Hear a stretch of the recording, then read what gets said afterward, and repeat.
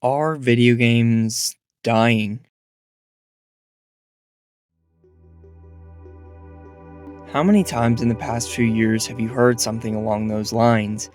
Video games just aren't the same. Gaming is dying. There's no magic in games anymore. It's a sentiment I've been seeing more and more of recently, and it's gotten me thinking. I've been playing a lot of video games in the last few years, and I have admittedly felt it too. AAA gaming just hasn't felt the same. Some will say, oh, you're just growing up, video games aren't changing, you are. But is that really all it boils down to? We simply are getting older? While that could be part of it, I don't think it's as simple as that, or at least I don't want to believe it is. It's certainly true that we grow increasingly numb to the magic held within the games we play as we age, but the reality is, AAA gaming simply doesn't have as much magic as it used to. Just look back 2 or 3 decades to the late 90s and early 2000s.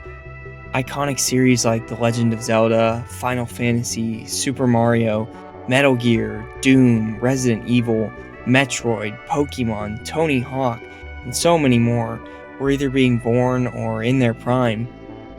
Although many of these games were released before I was born, I grew up on this era of gaming thanks to my parents. This age of video games was one full of endless innovation, originality, and brilliance. The shift from 2D to 3D allowed developers to create innovative and engaging gameplay scenarios like never before. New possibilities for immersive, emotional storytelling in games were beginning to arise. Entire genres were being born.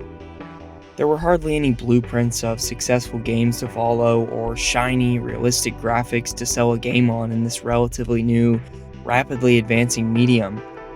Instead, game makers had to rely primarily on their creativity and passion to captivate audiences.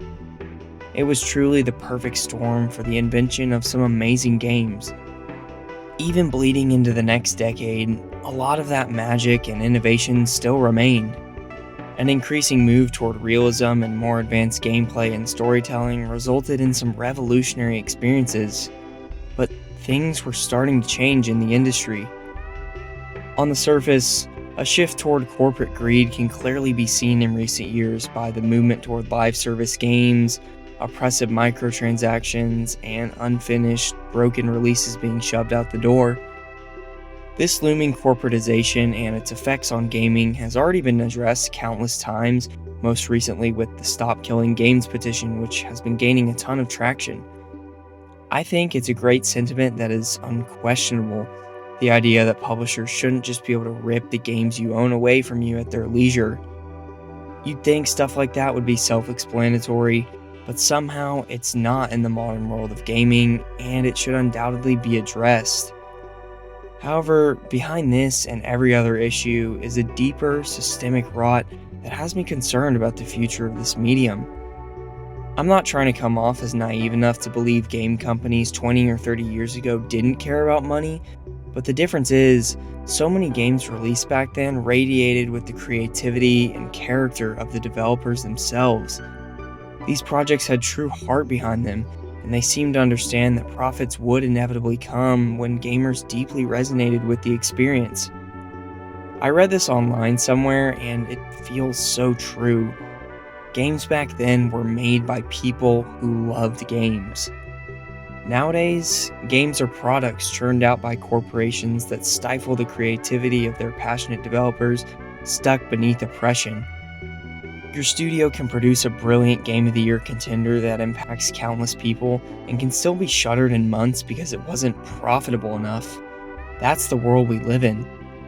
This broken system means almost every game release tries to follow the same, overplayed blueprint for monetary success. That's not to say these games are horrible.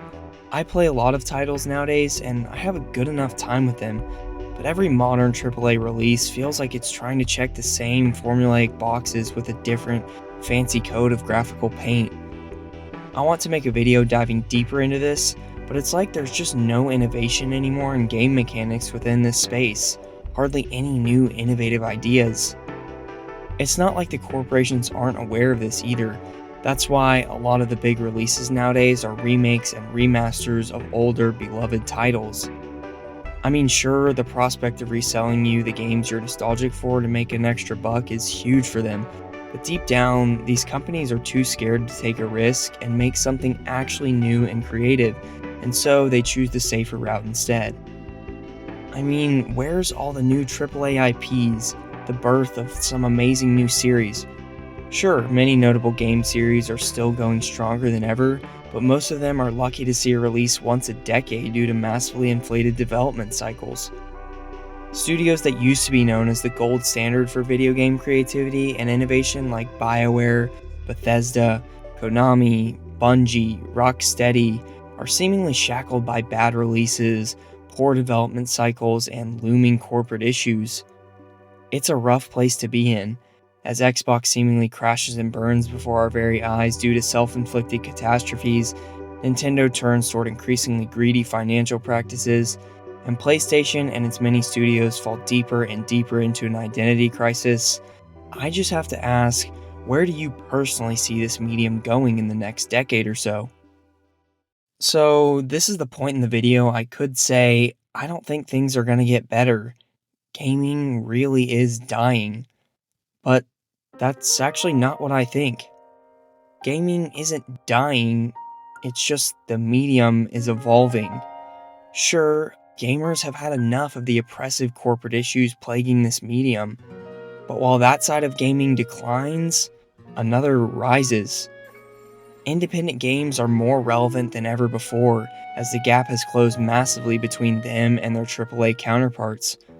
I hardly used to play any indie games, but in the past few years, as I have grown more and more frustrated with much of the slop released by large publishers, I have found some amazing indie games that I never would have tried before. For example, I'm currently playing through Hollow Knight for the first time, and I'm in awe that there's games like this that I've just been missing. I'm working on a longer video for the game currently, but if you haven't played Hollow Knight somehow, go play it right now.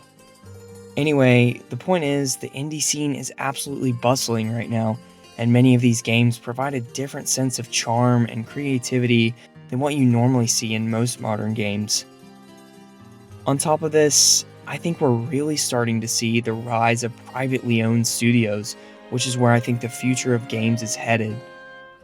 Just look at arguably the four best games released this year: Kingdom Come Deliverance 2, Split Fiction, Expedition 33, and Death Stranding 2 all were developed by studios not under the AAA corporate umbrella, and the effects of that are very evident. These games have all been incredibly well received because they are seeping with the creative vision and passion that so many modern games just feel deprived of. I'm playing through Expedition 33 in particular right now, and it's an absolute golden example of this. I'm going to work on a larger video for the game, and it's one you should definitely play if you somehow haven't. But the main point here is there are so many times that I'm playing this game, and I just set down the controller and think, how is this game real? The charm and creativity, it's just what I've been waiting for in a game. Honestly, Expedition 33 is just the perfect representation of the entire point of this video. The fact that a ragtag team of around 30 developers made this absolute piece of art as their first ever game is incredible, and it makes me wonder, what are all these companies who use hundreds of devs and hundreds of millions of dollars per game even doing? Obviously, there are still some really great AAA studios under larger publishers like From Software, Naughty Dog, Rockstar, Insomniac, and some of Nintendo's teams, all of which hopefully will always maintain their level of quality and brilliance. But I truly do feel like a large part of the future of video games lies with independent, privately owned game studios. Teams like Larian, Remedy, Supergiant, and more just show what's possible when developers make what they truly want to make, and there's not an excessive focus on monetization. There's clearly a formula here for success that's not that complicated, and I hope it's one that more and more private studios hone in on. So, to circle back around to the opening question, are video games dying? It depends what you mean. Yes, I think it's fair to say AAA gaming isn't the same as it used to be for all the reasons I mentioned. With an over corporatization of the industry, many publishers and large game companies don't seem to be making games with the same magic they once did. As I mentioned, this isn't all encompassing, and there are undoubtedly some bright spots within the AAA space, but it's still heading in the wrong direction overall. Thankfully, though, indie games and private studios are picking up the slack and are more relevant than ever before. Many of the games created by these teams have the same passion and innovation that I miss from my favorite old games, and I'm excited to see how this realm of the industry continues to grow in the coming years. So, no, gaming isn't dying, it's just evolving, and we as gamers have to respond to that. While there's certainly a lot to be frustrated about in regards to where the industry is headed, the more important thing is this medium still has so much passion and magic to offer. You just may have to do a little extra work to find it.